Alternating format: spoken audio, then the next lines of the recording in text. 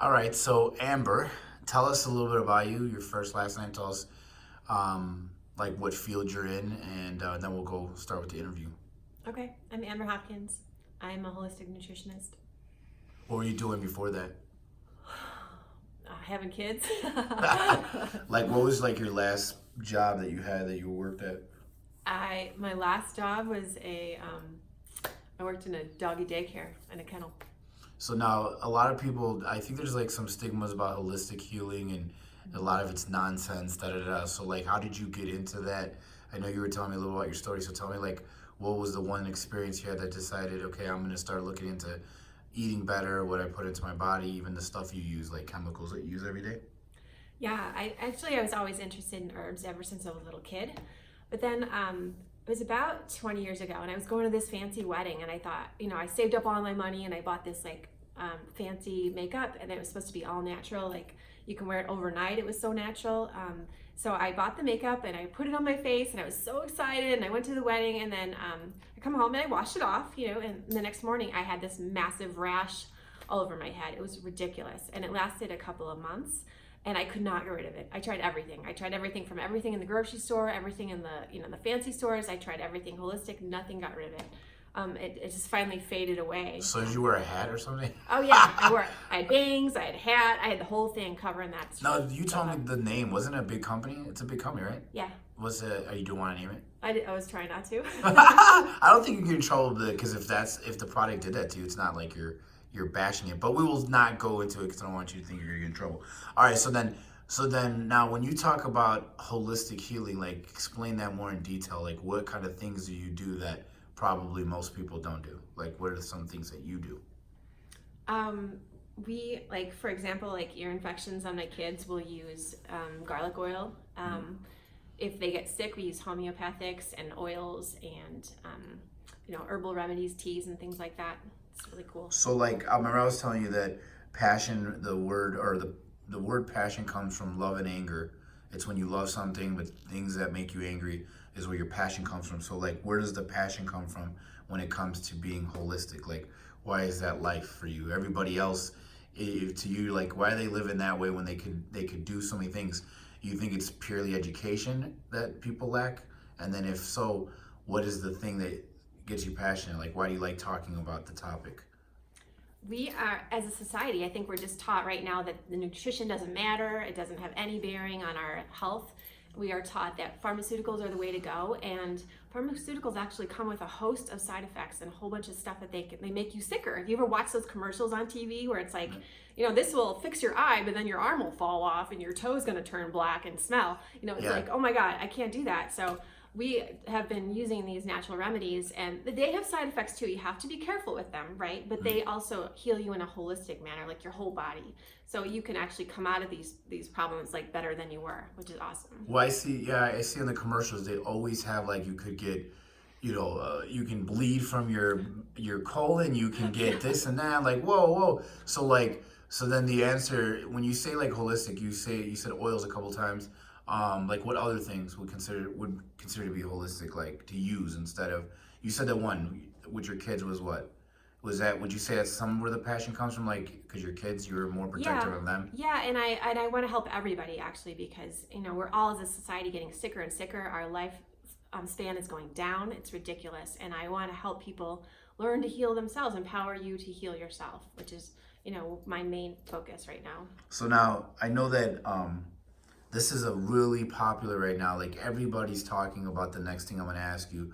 Like I don't care who you are, you've heard of this term keto. A lot of the network marketing companies are promoting keto products. There's these new books coming out with the keto diet. Now me and you had a discussion. Keto diet is really just Atkins South Beach diet, like refurbished with a different name, right? So because I told you should talk about this because you didn't want to, because you know that people watching this video or even the people that seen the ad are going to say, oh, here we go, another lady that's going to bash keto. But in your opinion or from your research, why is keto a bad diet? Like what's the biggest problem that you see that why people should maybe think twice before doing that? Well, I think as a short-term help, it can really be good, but if for a long term, it's not healthy. It like acidifies your body and it can really damage your kidneys. Like ketoacidosis is a real thing that people get really sick from, and it really does like cause stones and all sorts of problems with your kidneys. Now, do you know there are people right now that literally have been living keto probably for years now. Like they're just now, they consider it like a lifestyle. So it started off as a diet, right? And now it's becoming a lifestyle. So this is probably where you say the problem is, because if you're using it as a diet resource, maybe it could help you out. But when you're using it as like an ongoing lifestyle, then that can become problems. Is there any other problems that it links to?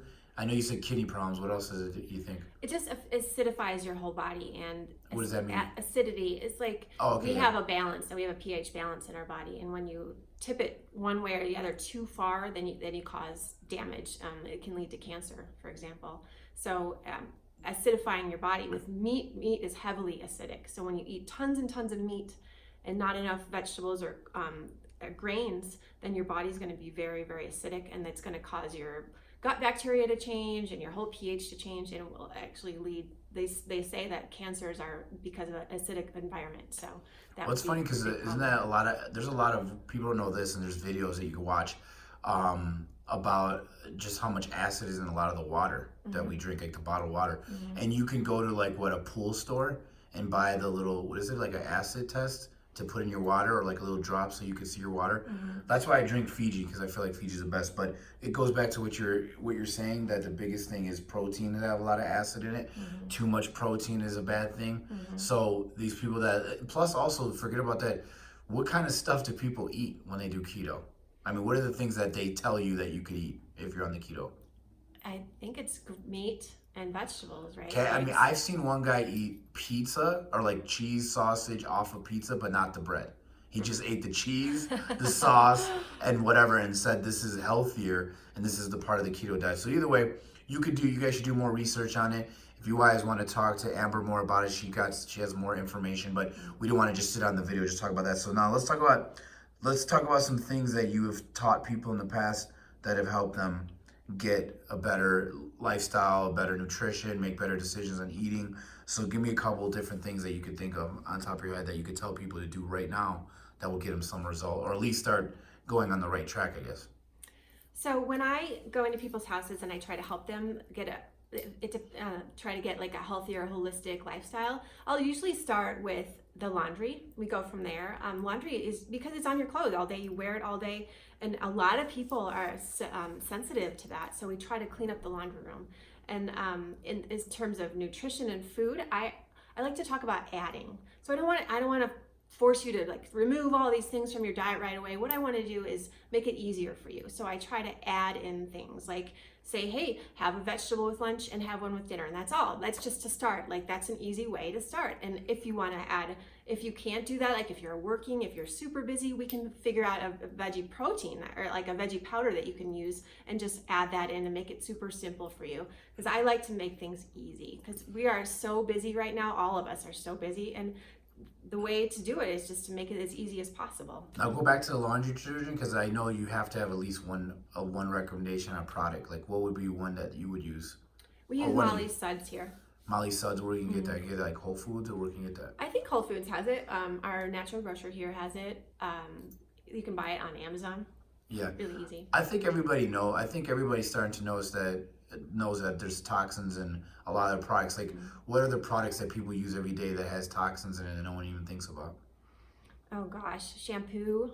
Lotion, makeup. Makeup is one of my soapbox things. Like, women are putting like 20 different products on their bodies every single day, and they're all loaded with cancer. The companies know that they cause cancer, and they are still selling it to us. Yeah, because the numbers, because to them is like it's a numbers game. What are the numbers of the people that are going to get it? But like, if there's a chance you can get it, and that's probably a good thing for mothers to discuss with their daughters and really start looking into what they put on their face or anything. Because even shampoo, hairspray, all that. So you're not saying that if they use the products, there's guarantee you're going to get cancer. You're just saying that you're just every day using them, you're giving yourself a better chance that you're going to get some kind of chemical reaction like that. Yeah, it's like smoking a cigarette every day. I mean, it's not going to cause cancer immediately, but. So like, So is there anything else that you could say, like, because most of what you teach is helping them with nutrition, which eventually helps them with weight loss and having a healthy diet instead of trying all these fad diets that Yeah. could claim to have like a fast fix, which some of them do, but then what ends up happening, they gain weight more or they gain more weight than when they started because they weren't used to it. So now, if there are there any other resources or things that you used and that you could do, like say tell people and they can use them or find something that they can get more information? I know they can get tons of views, so if they want more information from you, they can call you. Is there a number that they can call you at? I gotta get a Google number. I don't have one yet. Oh, you don't have one yet? Do you have a website they can go to? Yes, I do. It's punkrockearthmother.com. So punkrockearthmother.com, it's at the bottom of the screen. Watch that. Go there. She can help you guys personally with resources. But like, is there a community or website that you check out religiously, or like a books, magazines that you read that shows and teaches some of the stuff you learned? There's so many, yeah. What's one that you think that would be a source that you use a lot that would be easy for people to find? I don't know.